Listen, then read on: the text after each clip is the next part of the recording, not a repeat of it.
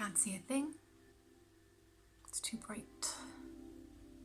And don't have blinds on this big wall of glass in my flat. And we need to get new curtains. The curtains that are there are just not blocking out the light enough. So that's okay. I will see with my heart.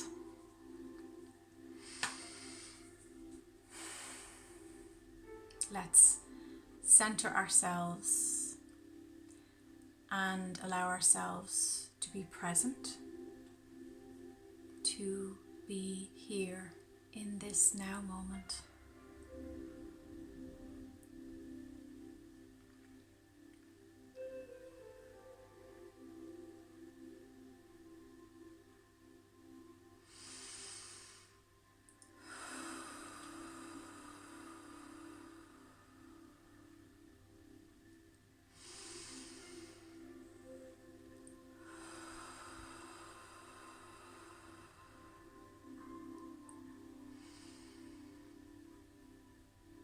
Allowing your belly to fill up with air as you inhale, and bringing in that peace and that calmness as you exhale as well, releasing, grounding, centering. Telling your body and your consciousness that all is well.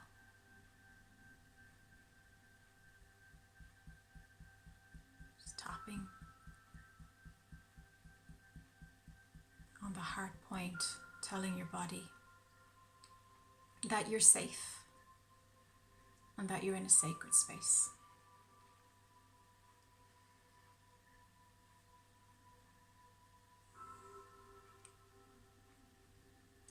Happy St. Patrick's Day to everybody. Let's talk about the challenges of being an empath, of being a light worker, of being a super sensitive soul in a physical time-space timeline. I've done hundreds of videos on this topic, but I feel the new point that made such a difference for me in the last few years is that the first step in improving your life as a sensitive is to accept your sensitivity. This is not as simple as it sounds, although it should be, but for many of us, there is this trial and error going back and forward with our sensitive lifestyles, with our understanding and acceptance of self. So this can go on for decades, and you really can save yourself a lot of stress if you simply decide and choose to accept your sensitivity, your psychic skills, and your empathic nature. That was one of the biggest steps for me in my late 20s that made all the difference. I think up to that point, I had been dabbling in trying to ignore my sensitivity, ignore my intuition, which was crazy because these are parts of myself that are so big and so strong, and it made no spiritual sense at all to be ignoring the very reason why I came here. But I was growing up in a world that did not understand or recognize or even acknowledge that people like me existed. So if you are somebody who is very young, growing up, if you're a teen or in your 20s, growing up in these times, you are very blessed, and you are definitely here at a much easier time, a much more open-minded, higher frequency time to acknowledge and honor your sensitivity. So those of us who were born in the 80s and beyond, and before that, before the 80s, we have had a much tougher road to travel. It's like we had the first wave of souls that came in, which were the indigos. And some would say there was the early indigos before that as well. So I would actually say the early indigos, I'm not going to start giving timelines, because I think then I get messages from people saying, well, I'm this age and I consider myself an early indigo or whatever. I'm not here to tell you what you are. You're sovereign. You get to know the truth of who you are. I'm simply here as a guide. That's all. I just provide guidance. I can help point you in the right direction. I can channel information that you need to hear, that your soul wants to hear, to remember. That's all. But what I will say is the early indigos, usually they're in their 60s, late 50s, 60s at this time. And it's now 2022. But they had a really tough job, because they entered a world that was highly ignorant to the divine feminine, the sacred mysteries, intuition, super psychics, sensitive souls, light workers, empaths, healers, depending on your culture and where you grew up, okay? As an Irish person, I know lots of people who fit that timeline, who've described to me how difficult it was growing up at that time where there was no recognition or respect for these intuitive abilities. Then comes the second wave, which is what I'm part of, crystals, and the souls that came previously, the early indigos, they had to clear the path, because the path was full of, you could use it as a symbol, the path was not clear, okay? Needed to be cut down, needed to be cleared. The early indigos did the first clearing. So they hacked through and did lots of work to prepare and have some kind of recognition of a path for the next wave of volunteers, the next souls, which is where my tribe come in. But we still didn't have a clear path. We still didn't have a pathway that had been was completely recognizable. We still had to create our own pathway in a sense. So the third wave then coming in much later, you guys, that's where we prepared for you. So it's like we're handing the flame to the next wave, and then the flame gets handed to the next wave, and this keeps going on, so that eventually there is a complete remembering, there is a complete understanding and shift in the perspective of respect and honor and recognition of these divine mysteries, of our true nature, of our true history, and of the role of the super sensitive soul.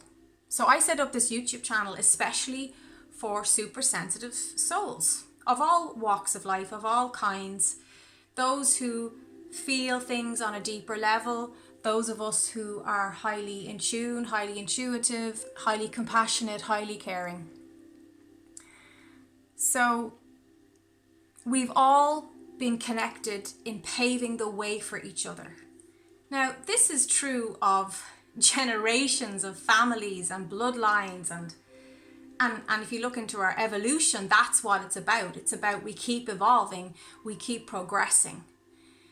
That being said, there are many times that Gaia, this earth, has devolved or degenerated and had to reset. And in my previous videos, I've spoken at length about this, where the 2012 shift really was a choice point for humanity to decide whether or not we resetted again, which has happened numerous times in our history, in our past. You think of ancient civilizations of the people of Mu, of Lemuria, the people of Atlantis, okay? These are all timelines in Earth's history where she had to reset, okay? Because humans made unnatural choices, especially in Atlantis. In Atlantis, the civilization went down the path of abusing technology, abusing synthetic consciousnesses. The light is changing all the time here. Let me just make this a little bit more comfortable. And I might just...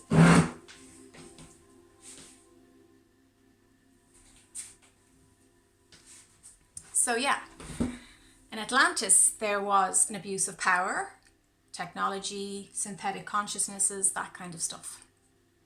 So that's what happened there. So the earth had to reset. And those of you who have memories of that timeline will remember the tsunamis that caused that reset. So we also have biblical stories of Noah's Ark, for instance.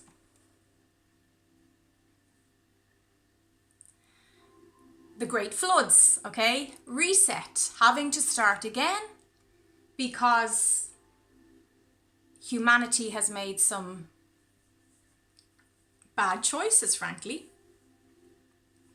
2012 was a choice point. Do we reset again and allow the souls in incarnation to reset, going back to source and choosing another timeline somewhere else? Or do we, for the first time in Earth's history, stay in the bodies we're in, growing, maturing, evolving, and make the shift in the same body, on the same timeline, on the same Earth? And that's why 2012 was a huge shift point for all of us. And it was intense and heavy and hard. So if you remember 2012, I'm sure you don't have to think hard about the memories of that time, because anyone who's awake will have distinctive memories about that time. So I remember my friend and I, hours every evening on the phone, just baffled by the changes happening in our DNA, in our crystalline structure, in our perspective, everything. So we are part of a tremendous, monumental, epic change in how humanity is evolving and living out this dream time, this story that we're all part of, okay? And then we thought 2012 was crazy. Then comes along 2020 and 2021. And the pandemic puts the whole world into a spiritual purge. Fast forward, here we are, it's March 2022. And our sensitivity, our intuitive abilities have been expanded so much, so strong, to a point where some are struggling with anxiety, some are struggling with depression, some are struggling with obsessive thinking, intrusive thoughts. And if you haven't watched my recent video on creation, co-creation and consent, you need to watch that, because throughout the pandemic, there was a lot of fear pumped into the atmosphere. There was a lot of fear and anxiety and frazzled energy going around the world. And some people picked up entities and picked up thought forms, or were introduced to a toxic partnership or friendship. And the reason that all happened was because we had to look at those shadows. We could no longer push them down, distracting ourselves with our daily grind, keeping ourselves busy so we don't have to look at those things. So it was a blessing in disguise, that purge, that review. It was necessary because nature doesn't create things that are not necessary. The world's divine timing of things doesn't create things that are not necessary. And if they are not necessary, the spiritual side of us will take the lemons and make lemonade, because that's what we do. That's what we're really good at. And that's what the big theme, if you're here in this moment at this point in March 2022, and we'll be heading into April in a few weeks, I want you now to look at, like, we're wrapping up, we're completing that timeline.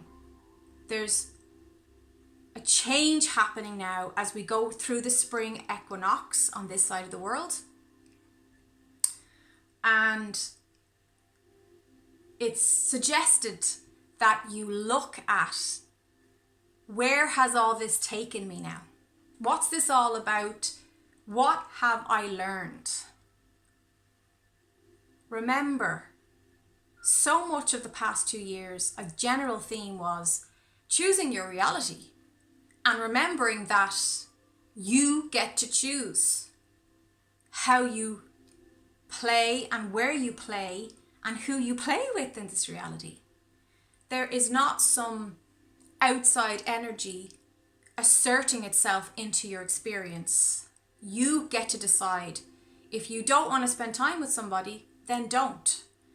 And we had to be brought into a state of disempowerment in the past 2 years in some way. The illusion of disempowerment, so that we could actually remember how powerful we actually are. And that's the human experience. If you're human and you're here and you're here to, you came forgetting who you are. So you were given that amnesia as you went through the tunnel of creation to be born in through your mother, forgetting who you are so you could remember who you truly are from a fresh pair of eyes, from a new perspective, from a new point of understanding, of wisdom, of love. And that's something that we so easily forget. Which is ironic because we're here to remember. So for those of you who have repeated signs, for me, I always see white feathers. That's always been a sign for me. Some of you have repeated number sequences. Some of you have just something personable to you that when you see that sign, you're like, Spirit's talking to me. Angels are talking to me. I'll ask you to take that as a sign that you need to get back on track with your reason for being here, which is to remember. Once you remember that you are a child of God, you can go and create lots of joyfulness. You can get busy being creative and expressing that God nature through you in a humanistic way, which is something that my concern for humanity is that we are moving away from that approach. If you look into our true history, the world went wrong and had to be reset. When we went down an abuse of power, when we went down an unnatural, divergent timeline. That means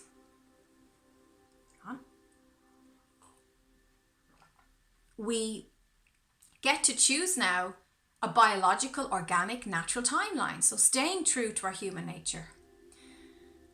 understanding that children,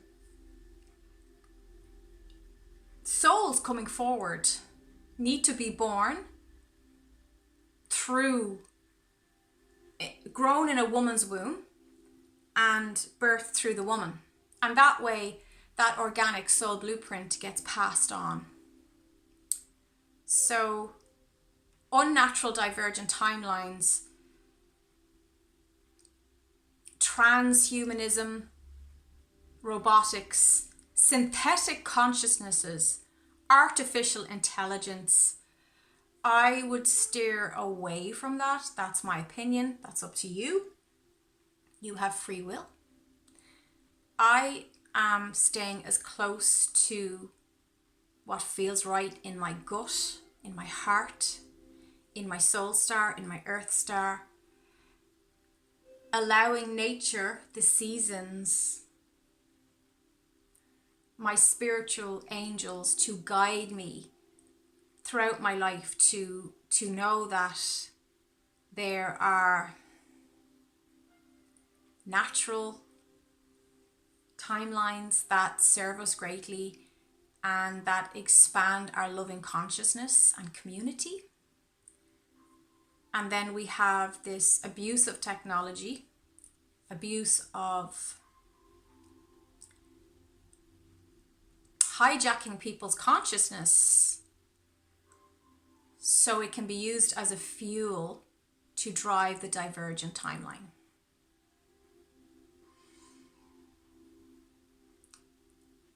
I'm not sure if some of you are familiar with Al Bielek. It's Al, Bielek. You can look him up. He's had some interesting interviews that he's done throughout the years. He claims he was part of the Philadelphia experiment, amongst other governmental projects. And that's all I'll say on that. You can look that up if it rings any bells for you. Claims to have time traveled. I found his interviews fascinating. Some of them more disturbing than others, but I felt my guides wanted me to understand those things on a deeper level so that I could be shown that there are two timelines available. And I would like the future of humanity to be in a world where humans and biological beings are making the choices and decisions, not synthetic consciousness and AI. So I feel part of my role here is to be a channel for the angelics, but also to represent the divine feminine, which has not had a voice for so long. And many of you have written to me saying that that's what you connect to when you watch my videos or you listen to my audios on Telegram, that you are able to better expand your divine feminine and connect to it, because I'm a mirror for that. So that is needed more, because the divine feminine is so tied into the earth and nature and the rhythms. And I'm not talking about just women. I'm talking about the divine feminine part of you as a man or as a woman, whatever you are. It's that earthy and spiritual mix together in you that appreciates a sunset or the blue sky, or understands the importance of taking off your shoes and socks and walking barefoot on the earth, because we are electromagnetic beings and we need that electric energy to be grounded, so we're not carrying around. The part of you that recognizes these things, that understands you have chakra points and you have an aura, this is all a divine feminine perspective. When we get into technology and structures and hard, harsh, square perspectives on things, we are losing something. we are disconnecting from such an important part of ourselves. And this is what happened with the ancient civilizations. There was a time we were matriarchal, and then that got out of balance, and then we've gone patriarchal. And they threw the baby out with the bathwater. So it was all a focus on the patriarchal perspective, to a point where humanity shut down its feminine, heart-based, emotional body. And look how we've suffered by doing that.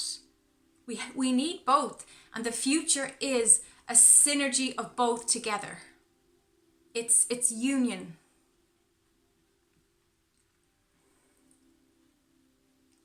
We need both. And we need to respect and honor both. And the future is this beautiful harmony. The 5D timeline it's really special, and we're very lucky to be part of this. And it's no coincidence you chose the time you were born to be part of this at the point of life you're at. So I better leave it there. I didn't realize how long I've been talking. I always lose sense of time and space when I am channeling information, which is amazing. It feels like 10 minutes to me, but yeah, that's what we're talking about today. So be careful where you send your thoughts. Do not send sorrow into the world through your thinking. Your prayers need to be focused on it's already done. It's already done in spirit. Your prayer is simply helping you to focus on drawing that down into your physical manifestation, so that you're not in a state of begging or poverty consciousness, whatever you're asking for. With regards to world events, and I spoke with this in my last video where I did light language, and I did a healing session. Remember, you must become the change you wish to see in the world. Gandhi, I love that quote. So you have to become peace.